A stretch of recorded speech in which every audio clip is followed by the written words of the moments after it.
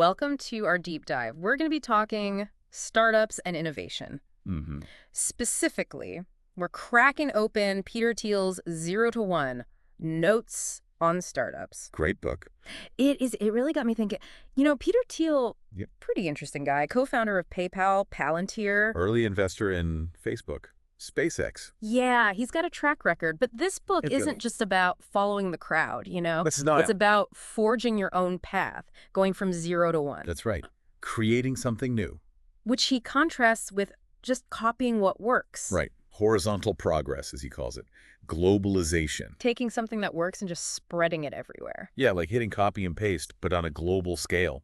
I mean, I think a lot of people, when they look at China's economic rise, they think, boom, globalization. But Thiel has a different take. He does. Okay. He makes a pretty counterintuitive argument. He says that true innovation, that 0 to 1 progress, is actually more important for the future than globalization. He sees technology as the real driver. Okay, wait, hold on. More important than globalization. Yes. I mean, we live in a world, it seems like, obsessed with connecting everything. Absolutely. Yet scaling everything up. We do. Help me understand this. Why does he see technology as the key? I think he sees it like this. Yeah. If we just keep spreading existing ways of making wealth, we're just spreading the same problems, right? Right. Resource depletion, pollution, all that. Like we're just making a bigger copy of a flawed blueprint. Exactly. Yeah. Technology, though, it lets us do more with less. New solutions, totally new ways of solving problems. So it's not enough to just replicate what works. We need to come up with brand new solutions. That's right. Okay. And that brings me to something I think I've always struggled with. Like, we're always told competition is good, Right. right? That it drives us to be better, to innovate. But Thiel almost seems to be saying, hold on, not so fast. Right. It's counterintuitive. We're conditioned to think you have to battle it out to get to the top. But he makes this case that monopolies, Yeah. at least in certain situations, Okay. can actually be good for progress. Wait, monopolies? I mean, aren't they like the villains in the business world? Squash the competition, jack up prices because they can. There's definitely a negative connotation. Yeah. But what's interesting is that Thiel believes the potential for long-term monopoly profits can actually encourage companies to go for those really risky innovations. Because, if you think you're only going to be fighting for a small piece of the pie, Yeah. why bother putting all your resources into something truly groundbreaking? Right. Right. Might as well just copy the competition. So if they think, okay, we have a chance Yeah, to dominate here, it gives them breathing room it does. to invest in the long game, Exactly. which could lead to those incredible, advancements. Absolutely. Yeah. But it has to be the kind of monopoly that's earned Okay. by creating something superior. Not just manipulating the market Exactly. or crushing the competition through, brute force. Yeah, think about Apple and the iPhone. Okay. Yeah. People were and still are, I think, willing to pay a premium for that. Right. But some people would say, well, isn't that them exerting their monopoly power, That's a fair point. taking advantage? It's a debate. Yeah. But look at it this way. Apple had to invest so much in designing, producing, marketing the iPhone. Yeah. They took a huge risk. And those profits, they were a reward, in a sense, for creating something so many people loved. Okay, so it's not just about being a monopoly. It's about earning that position by creating something exceptionally valuable. I think that's right. But I gotta be honest, monopolies still kind of make me uneasy. Yeah, it's a natural reaction. Doesn't that, stifle competition, prevent new ideas? That's the key distinction, though. This only works in a world where new things are constantly being created, where there's that churn of innovation. Right, right. If the world were static, then yes, monopolies would just become these, stagnant rent seekers, Okay, just collecting profits without contributing anything new. that makes sense. So then if we're talking about innovation, creating new things, Yeah, how much does competition actually help? right. Because he also makes this point, which really surprised me, that competition can actually be a distraction from building a great company. It can. How is that possible? It's like that old saying, keep your eyes on your own paper. Oh, yeah. When you're so busy worrying about your rivals, you can lose sight of your own vision. Yeah, I can see that. It's so easy to get caught up in comparing yourself to others. Right. It just drains your energy and focus. Thiel actually uses the example of Larry Ellison, founder of Oracle. Okay. and his rivalry with Tom Siebel of Siebel Systems. It was legendary, their feud. Yeah. But it probably took a toll, you know? Oh, for sure. Imagine how much more they could have accomplished if they had focused that energy on their own products. Right. Instead of trying to just one-up each other all the time. It's like, cutting off your nose to spite your face. Exactly. You might win a few battles, but in the long run, everybody loses. Totally. And he even talks about his own experience with this at PayPal. Okay. When they were competing with X.com. Elon Musk's company. Yeah. Almost destroyed both of them until they realized they were better off joining forces. And that led to a much stronger company. It did. So is the takeaway here? Avoid competition altogether. It's not always that easy. Right. But I think the point is, if you must compete, okay, do it decisively. Okay. Aim for that knockout punch. Right. But if you can avoid it, focus your energy on building something so remarkable that it makes the competition irrelevant. That's powerful. It makes you think about all the energy, all the innovation that gets wasted on just pointless battles instead of being channeled toward creating something really new and valuable. Totally. And that kind of brings us to this interesting question of how do we think about the future and how does that affect what we do right now? Thiel outlines 4 ways of thinking about the future. Okay. Indefinite optimism, definite optimism, indefinite pessimism, and definite pessimism. Okay, break that down for me. What's the difference between indefinite and definite? Okay, so definite is thinking that the future can be known. Okay. That we can predict it, that we can shape it through our actions. Got it. Indefinite is more, the future is a big question mark. Okay. It's unpredictable. So it's about how much control we think we have over what's going to happen. Right. And then optimism versus pessimism is basically, do we think it's going to be good or bad? Yeah, exactly. So you've got people who think they can create a good future. You've got others who think they need to brace for a bad one. Okay. Some who just hope for the best, and others who are anxious without a plan. It's fascinating. I'm curious, where do you think you fall on that spectrum? What about your, friends, family, people you work with? It's amazing how much our view of the future shapes our choices, doesn't it? Thiel suggests that the baby boomer generation, because they lived through, decades of progress, might be more towards indefinite optimism. Makes sense.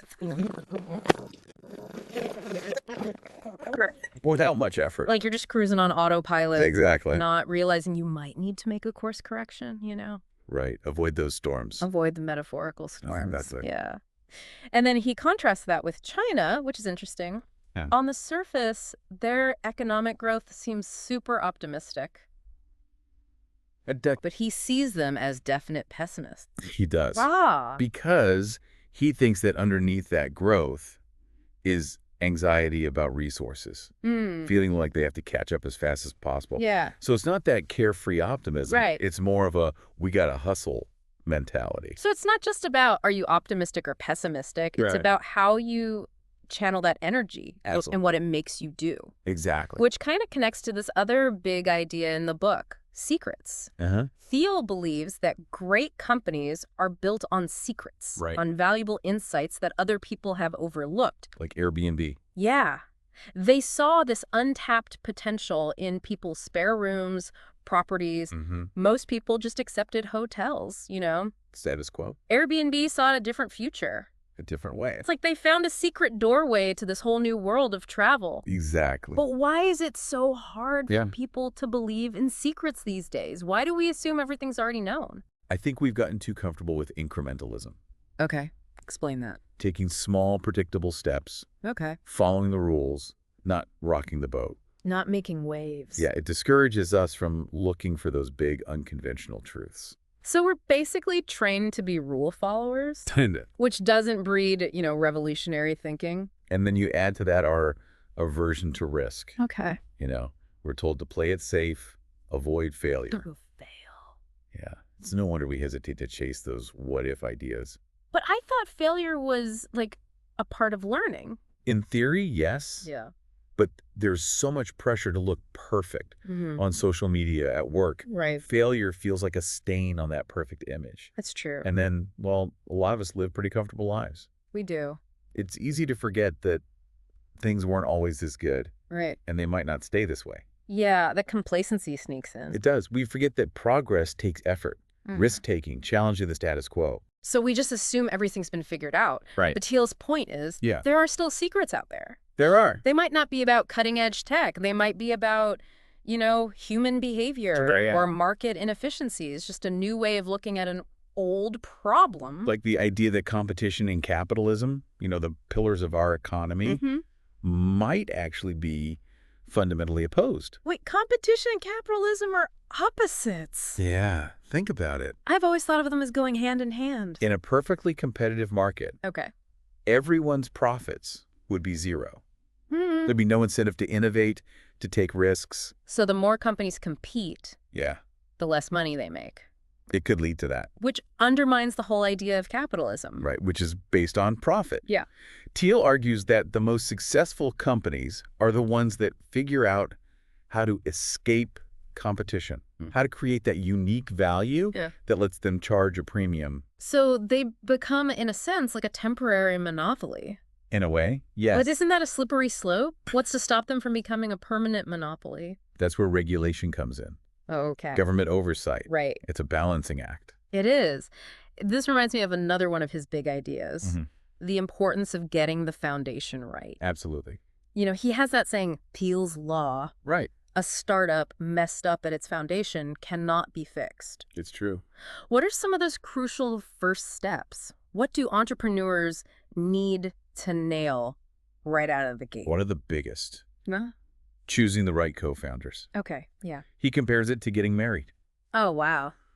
We all know how messy divorces can get. Yeah, and it's hard to, unmake a company once it's already in motion. It's much harder to fix it later on. He actually uses his own investment in a company founded by his friend Luke Nosek as an example, where, the co-founders were brilliant individually, but together they were a disaster. It happened. And the company ultimately failed. Yeah. It's a good reminder that technical skills aren't everything. They're not. It's about finding people who are compatible on a personal level. Share the same values, the same vision. And honestly, the same work ethic, right? You're going to be spending a lot of time together. You are. It's like being in a band. You can have amazing musicians, but if they don't gel as a group, the music is going to suffer. It won't work. And that focus on compatibility, that extends beyond just the founding team, right? It does. To the whole company. Yeah. One of the things Thiel really emphasizes is culture. Okay. You need to be able to answer this question. Why should the 20th employee join your company? And those generic answers, great stock options, or, we're solving world-changing problems. Yeah. That's not going to cut it? Because talented people, they have options, right? They could go to Google or Facebook or what makes your company special? Exactly. Why shouldn't they choose you? It's got to be the mission, the team, the culture you create. Right. That sense that everyone is aligned and enjoys working together. He talks about how the early PayPal team, they bonded over their shared love of science fiction. They did. That's interesting. It's not just hiring talent. Yeah. It's finding people who thrive in your environment. Right. They're the right fit. Yeah. Speaking of environment, Thiel has some pretty strong opinions about perks. He does. Those ping pong tables. The free food. Free snacks that Silicon Valley is kind of famous for. Yeah. He thinks those can be a distraction. Really? Yeah, he argues that the best way to attract and keep talent is to offer them meaningful work. Okay. A challenging, unique problem to solve. So it's not about the cushy environment. It's about creating a stimulating, engaging one. Exactly. He even says high cash compensation can be counterproductive. Really? Why is that? Because it can create this short-term transactional mindset. So they're thinking, I'm here for the paycheck. Not, I'm here to build something great. Exactly. So it's about cultivating that sense of ownership. Right. Of shared purpose. Exactly. Have you seen that play out in your own career? I have. There are definitely companies that throw money at people. Yeah. But they don't offer meaningful work or purpose. Right. And then there are those that might not pay as much, but offer an inspiring mission. Yeah. A chance to be part of something special. Okay. And those are the ones, in my experience, they get the most passionate people. That makes sense. The most dedicated employees. It's like the difference between being hired for a gig versus joining a movement. That's a great way to put it. Yeah. And one of the ways to cultivate that sense of purpose, is through equity. Okay. Give people a stake in the company's success. So they're not just working for a paycheck. Right. They're working for a piece of the pie. Exactly. Which makes me think of the PayPal mafia. Yeah. All those early employees who went on to do, incredible things. Amazing, isn't it? Yeah. It shows the power of building a strong culture, a tight-knit team. Right. It wasn't just a job. It was a shared experience that shaped their thinking, their ambitions. It's fascinating. And that kind of leads to this other important point, the importance of sales. Yes. Thiel argues that it's way more important than most people think. That we give it credit for. Especially in Silicon Valley, where there's this myth that a great product will just sell itself. Build it and they will come. He uses this funny analogy from The Hitchhiker's Guide to the Galaxy. He does. Where all the salespeople and consultants are sent off on this, B arc. Right, the BR. While the thinkers, the leaders, they get the A arc. To a supposedly better planet. Yeah. Yeah. It's such a perfect illustration of how we kind of look down on sales, right? It is. We think of salespeople as, fast talkers, more interested in closing a deal than creating value. Slick. Yeah. But his point is, sales is an essential part of any successful business. Absolutely. You got to communicate the value of what you're doing. Right. Persuade people that it's worth their time, their money. Even if you're an engineer, a designer, you still have to sell your ideas to your team, your investors, your customers. You got to get buy-in. Yeah. But so many people struggle with it, right? It's uncomfortable. They feel pushy or inauthentic. It can be. So what advice does he have for those of us who don't feel like natural salespeople? He emphasizes understanding your customer, figuring out their needs, and then showing them how you can meet those needs. So it's problem solving, it's building relationships, creating value. Exactly. Okay, yeah, I think a lot more people can get behind that than the traditional, image of a salesperson. Absolutely. And he makes another point about distribution, how you get your product to your customers. Right. He says it follows a power law of its own. Remind me what a power law is. It means that one channel is likely to be way more effective than all the others combined. So it's not about trying to do everything. Right. It's about finding that one channel that really works. Exactly. And focusing your energy there. If you're a new startup, you can't compete with the big guys on advertising. Right. You have to be smarter, more targeted. This reminds me of that story he tells about the failed marketing stunt at PayPal. Oh, yeah. They hired James Doohan, Scotty from Star Trek, to be their spokesperson. I love that story. It's amazing. They thought it would generate buzz. Did it work? Not really. No. Journalists weren't impressed with fictional technology. Even with Scotty at the helm. It's a good reminder that even the best product needs a solid strategy to reach people. If even Scotty can't beam PayPal into success, Exactly. what hope is there for the rest of us? I think the takeaway is be creative, be resourceful, focus on those channels that reach your audience. So it's not about magic tricks. It's about understanding how people make decisions. Right. And how you can influence those decisions. Exactly. Speaking of technology, I'm curious how all this applies to the world of, computers and automation, which is such a big part of our lives now. It is. Thiel, he's actually pretty optimistic about the role of technology in the future. He is. I think a lot of people are worried about computers taking over, replacing human workers. It's a valid concern. Yeah. But he thinks that's based on a misunderstanding of what computers are. Okay. He argues that they're actually complements to humans, not substitutes. Meaning they can help us do things better, faster, more efficiently? Exactly. Okay. He sees them as tools to amplify our abilities, not replace them. So it's not man versus machine. It's man and machine working together. Exactly. It's about combining those unique capabilities to achieve things that neither could do alone. This is fascinating. We've covered a lot. We have. What would you say are some of the key takeaways? What should our listeners be thinking about as they apply these ideas to their own lives, their careers? I think one of the biggest is question assumptions. Okay. Don't just accept the conventional wisdom. Yeah. Be willing to challenge the status quo, look for new possibilities. We get so stuck in this is how it's always been done. We do. That we forget there might be a better way. It's easy to get stuck. Yeah. And another key takeaway is think long term. Okay. It's tempting to focus on short-term gains. Yeah. But the most successful companies, they play the long game. Build a solid foundation, create a strong team, Hmm. focus on creating value that will last. It's a good recipe for success, not just in business, but in life too. I think so. Yeah, And don't be afraid to think big. Look absolutely. for those secrets, those hidden opportunities. That's how you go from 0 to 1. I like that. Yeah. It's amazing how these ideas all connect, from these unconventional monopolies to teams, and even how we see the future. It all kind of feeds back into this 0 to 1 thing. It's like we're putting together a puzzle.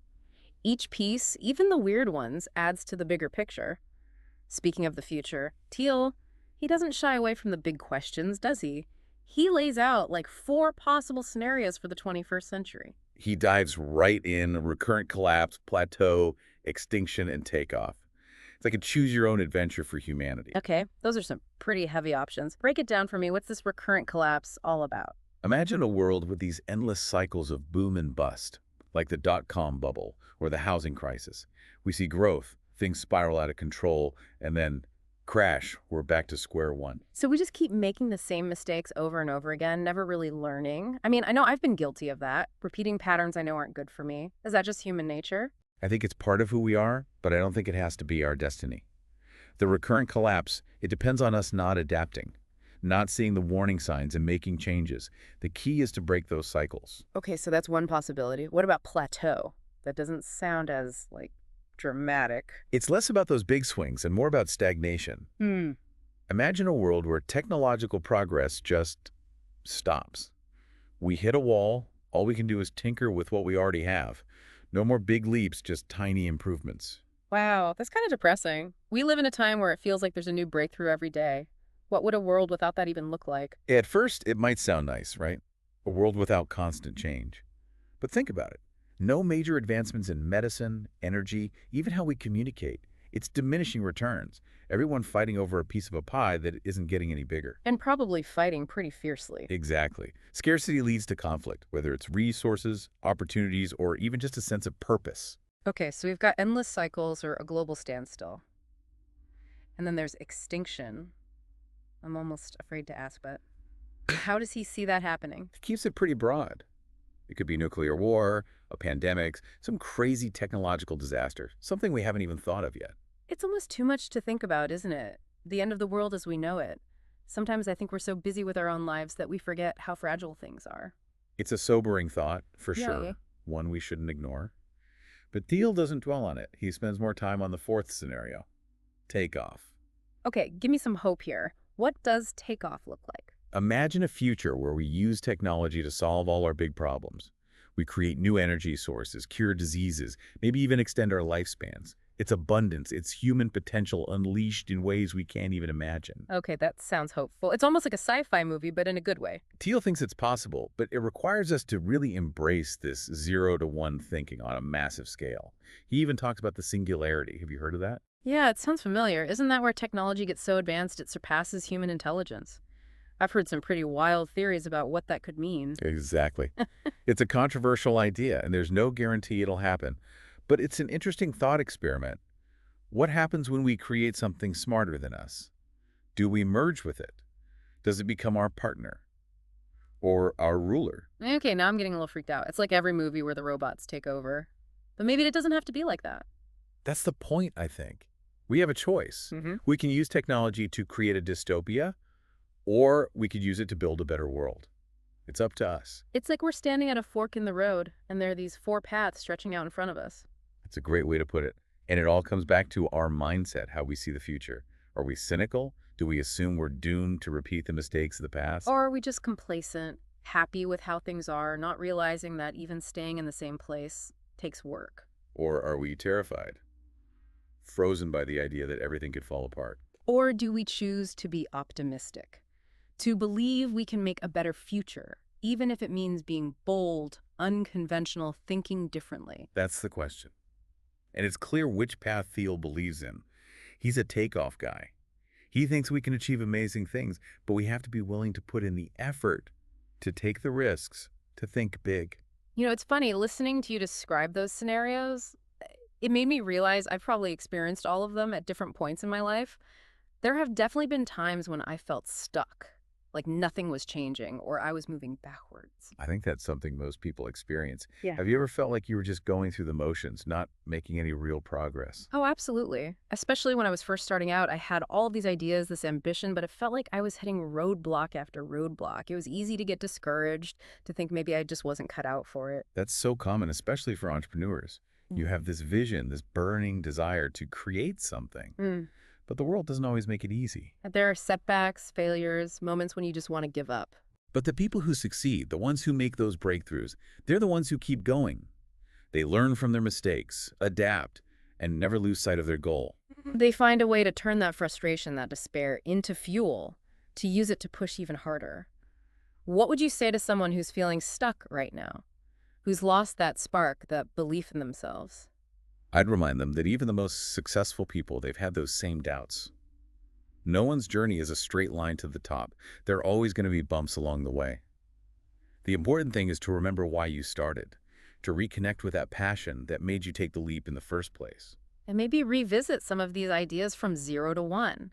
Think about those strong foundations, challenging assumptions, those unconventional paths. It's not about copying what worked for someone else. It's about finding your own way to create value. Exactly. It's about remembering that the future isn't something that just happens to us. It's something we create. That's a powerful thought. It means we're not just passengers. We're the ones driving. We are.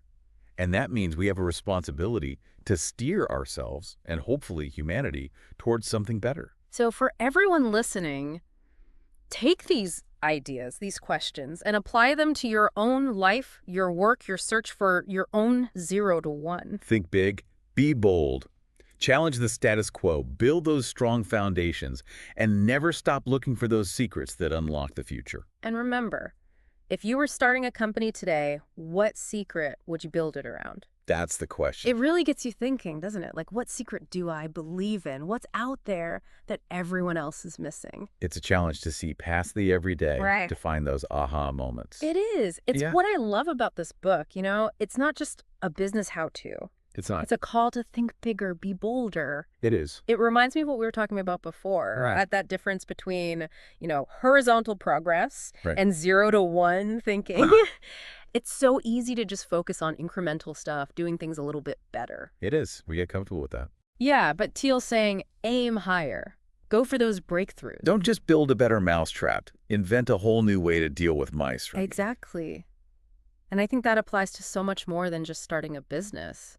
Hey, How we approach our careers, our relationships. Yeah. Are we settling for these tiny improvements, or are we going for those 0 to 1 leaps? Those big changes Yeah. and those secrets, they don't have to be some crazy tech thing, Right. They can be about how people behave or what they need, Yeah. even just a new way to connect. So it's about being observant, curious, Yeah. looking at things from a different angle, Asking what if, and then actually going after it. even if it takes you off the beaten path. Exactly. And often those paths lead to the best places, Think about all the companies that started as crazy ideas. that everyone thought were impossible. Airbnb, renting out air mattresses on the floor. Who would have thought?